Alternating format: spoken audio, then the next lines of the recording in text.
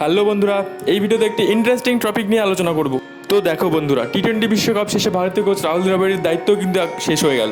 পরবর্তী ভারতীয় head coach হওয়ার দৌড়ে অনেকটাই এগিয়ে কিন্তু কলকাতা নাইট রাইডার্সকে চ্যাম্পিয়ন করা গৌতম গম্ভীর। অফিসিয়ালি ভাবে ঘোষণা না হলেও এক প্রকার বলাই যেতে পারে গৌতম গম্ভীর ভারতীয় হেড কোচ হচ্ছেন।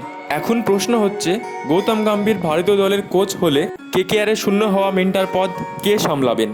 এদিকে ভারতীয় কোচের পদ থেকে সরে দাঁড়ানোর ফলে আইপিএলের অনেক ফ্র্যাঞ্চাইজি কিন্তু রাহুল দ্রাবিড়কে কোচ অথবা মেন্টর হিসেবে চাইছেন। যদিও অফিসিয়ালি কোনো কিছু প্রকাশ হয়নি, তবুও শোনা যাচ্ছে রাহুল দ্রাবিড়কে কলকাতা নাইট রাইডার্স চাইছে।